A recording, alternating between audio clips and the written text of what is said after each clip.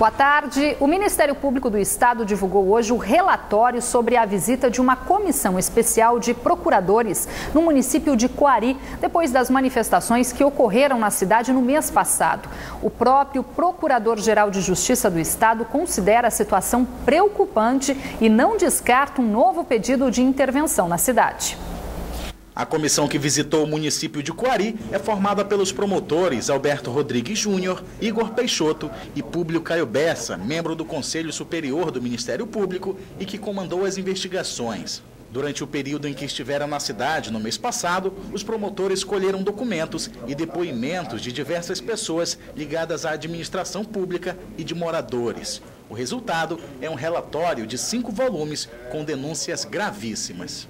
As notícias são muito graves, né? Há dados ali que nos trazem notícia de eventuais irregularidades na área eleitoral, com doações que em tese não seriam eleitorais para a campanha, que não teriam sido feitas e que na prestação de contas apareceram, não pagamento de fornecedores, não pagamento ou atraso de pagamento de servidores públicos. A maior preocupação demonstrada pelo Ministério Público do Estado após a visita a Coari foi a relação que o Procurador-Geral de Justiça chamou de umbilical entre os poderes executivo e legislativo do município. Nós temos ali um presidente da Câmara Municipal que é irmão do prefeito atual. Isso nos causa uma grande preocupação porque, constitucionalmente falando, o Legislativo faz a fiscalização do Poder Executivo diretamente, e especificamente nos municípios, a Câmara é a fiscalizadora da Prefeitura. Então, nós estamos aí diante de uma situação em que o presidente do órgão fiscalizador é irmão de quem vai ser fiscalizado. E mais grave ainda é o fato de que, na ausência do prefeito, quem preside, quem chefia o executivo é o presidente da Câmara, ou seja, é o próprio irmão. Então, como é que o presidente de um poder pode fazer a fiscalização dos seus próprios atos quando está temporariamente à frente da Prefeitura? O procurador não descartou um novo pedido de intervenção na Prefeitura do município e disse não entender como é que os salários dos servidores podem atrasar, já que o município tem uma das maiores receitas do Estado e que há sinais de enriquecimento ilícito de secretários, vereadores e funcionários da Prefeitura. É um contrassenso, um município que não está conseguindo pagar seus fornecedores ou seus funcionários, um município tão rico como Coari, ter um determinado segmento de pessoas lá com uma ostentação, uma evolução patrimonial tão rápida. Nós vamos fazer o cruzamento dessas informações, desses dados e em curtíssimo espaço de tempo estamos provocando o judiciário. Sobre os manifestantes identificados durante o quebra-quebra ocorrido no dia 14 de janeiro no município, o promotor que comandou as investigações diz que a Justiça negou o pedido de prisão preventiva deles, mas que o Ministério Público do Estado deve recorrer. Que o clima continua até hoje tenso em Coari. Coari vive paz de cemitério. Se a polícia do choque sair de Coari, Coari pega fogo novamente. A prisão preventiva era necessária por causa disso. O delegado queria identificar as fotos que foram gravadas nos WhatsApps da vida, as imagens, e ninguém se propõe a reconhecer as pessoas com medo. Se houvesse a prisão, com certeza absoluta, se facilitaria por demais para a identificação das pessoas e até para saber outros motivos que podem possivelmente estar por trás daquele quebra-quebra. Todas as denúncias apuradas pelos membros do Ministério Público do Estado no município de Coari devem se transformar em ações penais e de improbidade administrativa já nos próximos dias, assim que mais provas forem reunidas. A cheia dos rios no Amazonas já deixa 5 municípios em situação de emergência, segundo dados divulgados hoje pela Defesa Civil do Estado. E com isso, as autoridades estão em alerta para prestar assistência nessas cidades. No município de Humaitá, no sul do Amazonas, os ribeirinhos já se preparam para enfrentar mais uma cheia do rio. A situação preocupa porque o Rio Madeira continua subindo. Em 2014, o Rio Madeira atingiu uma cota histórica e deixou pelo menos 18 mil desabrigados. Segundo o chefe da Divisão de Meteorologia do Sistema de Proteção da Amazônia, as chuvas têm influenciado na subida das águas. O início da estação chuvosa pegou, na verdade, o nível do rio já elevado, o que está resultando em problemas sérios observados para essas populações, principalmente do sul do Amazonas. As autoridades do Amazonas já estão em alerta para a situação dos municípios que possam decretar estado de calamidade pública esse ano por conta da cheia dos rios. De acordo com a Defesa Civil do Amazonas, 5 municípios do estado, localizados na calha do rio Juruá, já estão em situação de emergência. São eles Guajará, Eirunepé, Envira, Ipixuna e Itamaraty. Os municípios de Tabatinga e Humaitá estão em situação de alerta. Boca do Acre está em atenção. Em Tabatinga, na região do Alto Solimões, o nível do rio está 2 metros acima do registrado no mesmo período do ano passado. O órgão ainda faz um levantamento das famílias atingidas. Não só um trabalho de prevenção, mas também orientando e apoiando outras ações inerentes do Estado. Na manhã desta quinta-feira, foi firmado um acordo de cooperação técnica entre a Defesa Civil do Amazonas e o Centro Gestor Operacional do CIPAM para subsidiar as ações no Estado. Esses dados que são gerados, eles são a base do nosso trabalho. Em Manaus, a cheia do Rio Negro ainda é considerada dentro da normalidade. Enquanto o Amazonas se prepara para enfrentar mais uma cheia, na região sudeste o nível dos reservatórios continua baixando e estados como São Paulo, Rio de Janeiro e Minas enfrentam a maior crise hídrica da história. Nesta terça-feira, o governador do Amazonas, José Mello, voltou a defender a ideia de levar a água do rio Amazonas para estes estados, além do Nordeste. A repórter Verônica Garcia está ao vivo com o superintendente do Serviço Geológico do Brasil, que vai dar mais detalhes sobre se é realmente viável essa proposta. Muito boa tarde, Verônica. Olá, boa tarde, Rosimar. É exatamente isso. O governador propôs ontem utilizar o maior rio em extensão do mundo, o Amazonas, para tentar acabar ou solucionar a escassez por qual passam as regiões do Sudeste e também do Nordeste. Para falar se isso é possível, se essa opção é realmente boa ou não, nós conversamos agora com o superintendente regional do Serviço Geológico do Brasil, Marco Antônio Oliveira. Superintendente, esta proposta é viável? Eu acho que a mensagem aí do governador José Mello é no sentido de levar solidariedade também à população que está sofrendo com a falta d'água na região sudeste e também no nordeste do Brasil. No entanto, é preciso considerar que existe um descompasso entre a quantidade de água que existe aqui na bacia amazônica, cerca de 90% da água que existe em todo o Brasil, com a sua população. Ou seja, a população que se concentra nas regiões nordeste e sudeste do Brasil, onde não há água. Então, portanto, é preciso fazer esse debate sim, se vale a pena oferecer e fazer esse tipo de transposição da bacia amazônica para outras bacias, de modo a garantir o quê? Uma segurança hídrica para toda essa população que sofre com a falta d'água, principalmente agora a região sudeste do país. Mas neste caso, o senhor confirmando que é viável, vai ter que ter um investimento muito grande. Nesse contexto, só o Estado não arca com essa situação, porque o senhor me disse que seria inédito no mundo. O governo federal teria que ter uma participação. Eu acho que, sem dúvida, teria que ter a participação do governo federal, através da Agência Nacional das Águas e também através da Secretaria Nacional de Recursos Hídricos. É preciso debater este assunto com mais profundidade, ver quais são os impactos que seriam feitos, mas, no entanto, a retirada de água do rio Amazonas para abastecer, por exemplo, a população nordestina, seria uma retirada muito pequena que não afetaria a água que chega naturalmente ao Oceano Atlântico. Nesse contexto, o que eu ia perguntar para o senhor é qual a nossa realidade de fato quando se fala no Rio Amazonas. Isso porque nós somos apontados recentemente como o estado, a população, na verdade, que mais gasta água aqui no Brasil.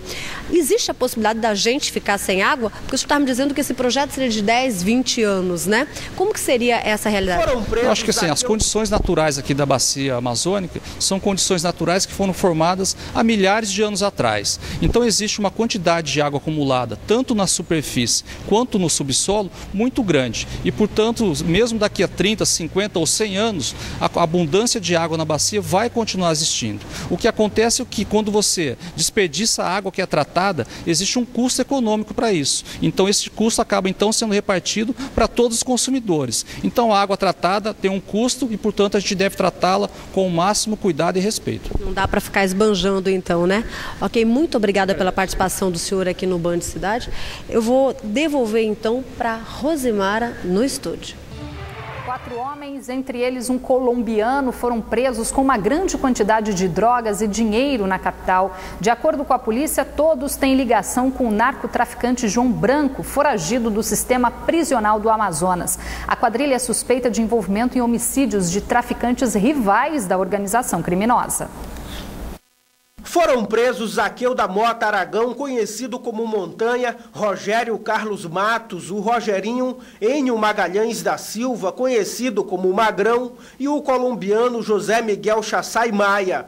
A polícia ainda procura Bruno Assis Bezerra, conhecido como Parazinho, que, segundo as investigações, é o braço armado do narcotraficante foragido da justiça João Pinto Carioca, o João Branco. Os suspeitos integram uma organização criminosa que atua em Manaus. Montanha é apontado como um dos criminosos que fazem execuções de traficantes rivais da quadrilha de João Branco. As equipes do Departamento de Repressão ao Crime Organizado e da Secretaria Executiva Adjunta de Inteligência, com o apoio do Grupo Fera, estavam investigando Montanha e Bruno. O titular do DRCO explica como ocorreram as prisões. Uma equipe foi para a casa do Bruno e outra para frente da casa do Montanha. Uma equipe conseguiu abordar o Montanha entrando no carro do Rogério e o carro era roubado, tinha documento adulterado e no celular do Zaqueu nós conseguimos intermediar uma compra e venda de drogas, onde entra o Enio e o colombiano, José. A polícia atribui à quadrilha vários homicídios relacionados ao tráfico de drogas em Manaus. O pessoal de alta periculosidade, a investigação indica que eles têm relação também com esses crimes que têm acontecido aí, que tem várias pessoas aí que estão morrendo, relacionados com o tráfico de droga, mas são homicídios que precisam ser apurados. Com o bando, a polícia ainda apreendeu aproximadamente 2.000 comprimidos de êxtase, avaliados em cerca de R$60 mil, 9 quilos de maconha do tipo skunk, que seriam destinados para Salvador, na Bahia, avaliados em R$108 mil, além de 100 tablets de droga sintética LSD, que vale cerca de R$30 mil. Entre o material apreendido também estavam R$35 mil e documentos originais do Detran que teriam sido furtados do órgão. Todos vão responder por tráfico e associação por tráfico. O Rogério, já é conhecido aqui como estelionatário, ele vai responder por tráfico, associação para o tráfico, uso de documento falso, falsa identidade e receptação. O Montanha vai responder por tráfico, associação por tráfico, porte ilegal de arma de uso restrito e porte de munição de uso restrito. O prejuízo da quadrilha é estimado em cerca de R$200 mil. A Delegacia de Homicídios e Sequestros confirmou nesta quarta-feira que um dos envolvidos no assalto à clínica odontológica na noite da última segunda-feira, quando 11 pessoas foram mantidas reféns, também já era procurado por um homicídio ocorrido em 2014.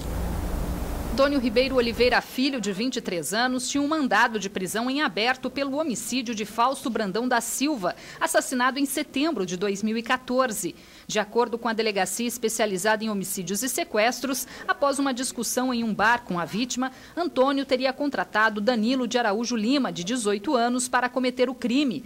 O suspeito, que também é apontado como um dos chefes do tráfico de drogas no bairro Petrópolis, segue foragido.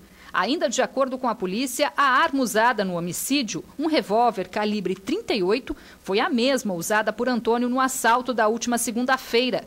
Com a prisão dos 3 assaltantes da clínica, que se entregaram após 3 horas de negociação com a PM, a polícia também descobriu que outro integrante, Alessandro Marques Bentes, era fugitivo do sistema penitenciário do estado do Pará e também era procurado pela polícia de Manaus pelo roubo a uma casa lotérica no bairro Mauazinho, zona leste da cidade, no fim do mês passado, de onde foi levado R$51 mil.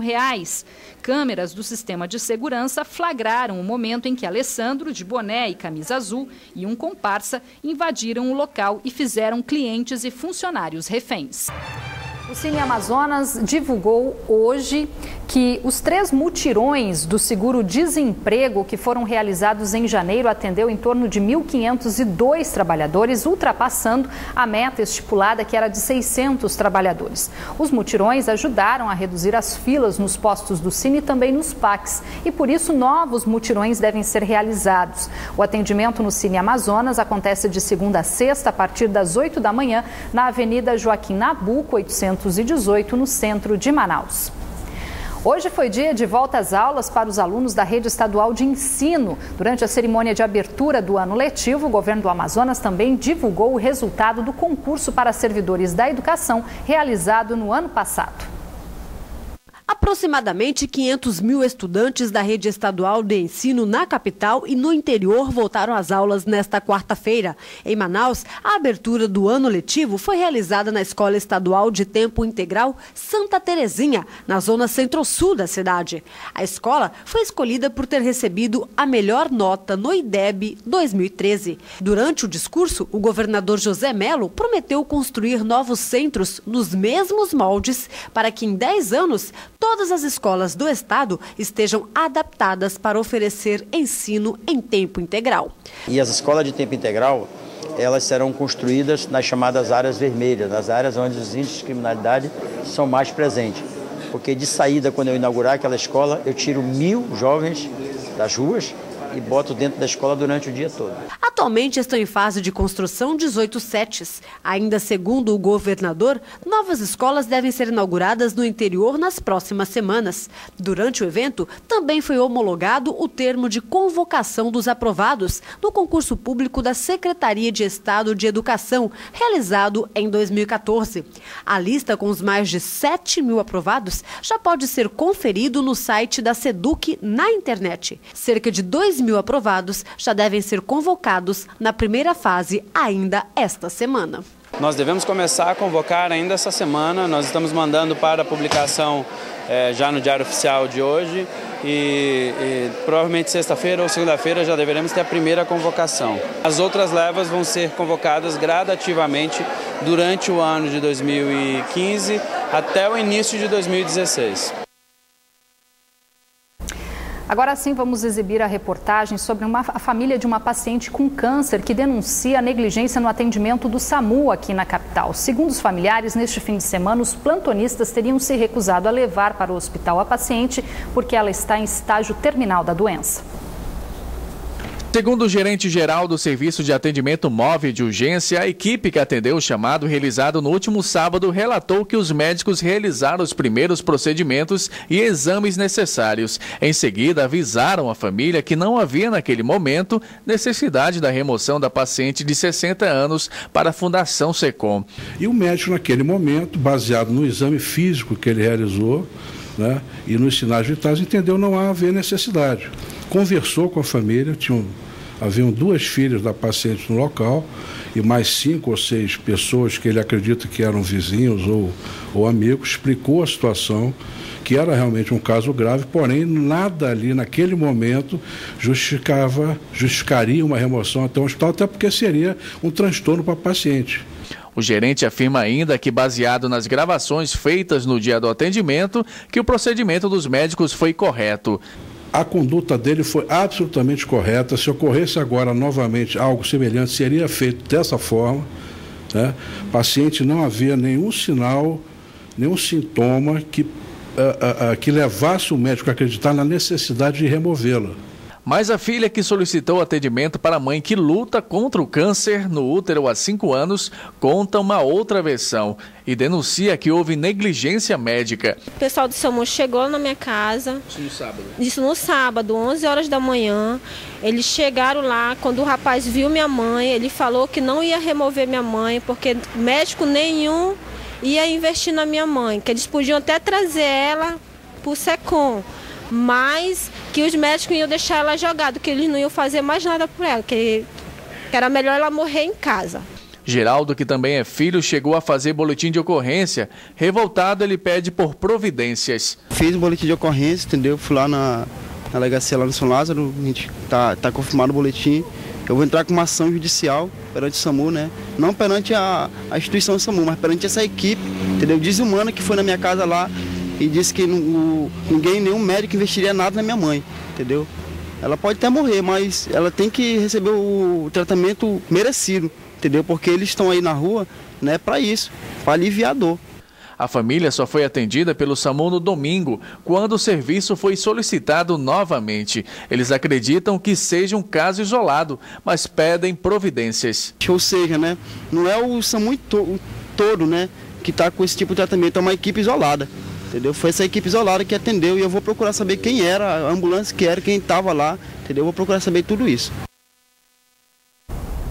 Os idosos do projeto Vida Ativa estão a todo vapor para o carnaval. Afinal, eles têm um grande compromisso no dia 14 de fevereiro. O bloco vai abrir o desfile das escolas do Grupo Especial do Carnaval de Manaus. E para isso, os ensaios foram reforçados. Para aquecer, lambada. Até eu fui convidada a entrar na dança por seu Luiz.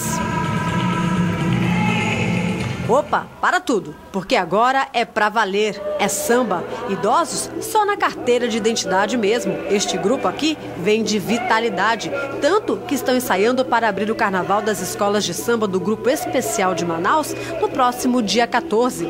E olha só a disposição, maquiagem, roupa escolhida a dedo e muita alegria. Dona Iris tem 68 anos e será a rainha do carnaval. Seu Reginaldo, de 67, será o responsável por representar o Rei Momo no sambódromo. A ansiedade é extravasada nos ensaios. Nós vamos fazer de tudo para nós termos um bom carnaval nesse meu reinado de Rei Momo. Até porque nós gostamos muito de carnaval. Eu e minhas colegas da terceira idade amamos o carnaval. O negócio é se divertir com seriedade, com compromisso e samba no pé. Apresenta-se rainha do carnaval. Representa muito, principalmente da terceira idade, né? Porque antigamente não tinha isso. Hoje nós estamos, cada tempo que passa, melhor vai ficando para os idosos. Os idosos vão tomando mais outra alternativa. Um é rainha, outro é porta-bandeira e terceira idade precisa e vamos vivendo, né? Hoje, o ensaio é para afinar a comissão de frente. O projeto Vida Ativa foi criado em 2006. Está dividido em 49 grupos. Inclusive, 6 deles estão no interior do estado. São mais de 5.000 atendimentos por mês que visam dar mais qualidade de vida ao idoso, que neste momento parece mesmo voltar à infância.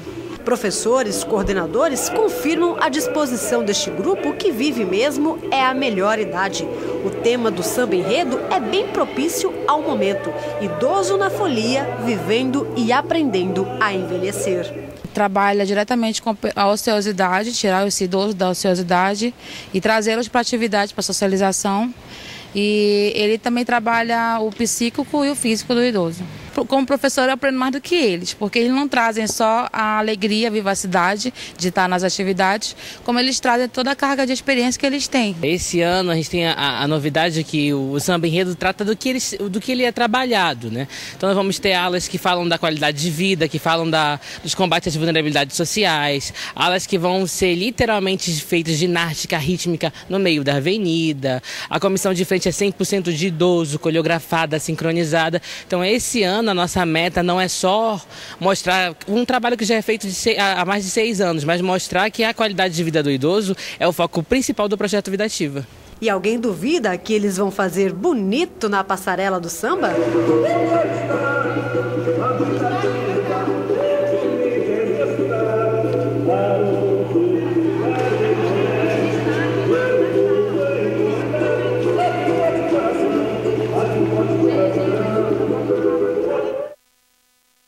Muito bacana essa animação deles. O Band Cidade fica por aqui. Você pode rever esta edição pela internet no site band.com.br/Amazonas. Fique agora com as notícias do Brasil e do mundo no Jornal da Band. Uma boa tarde para você. A gente volta a se encontrar amanhã, 5:50. Até lá.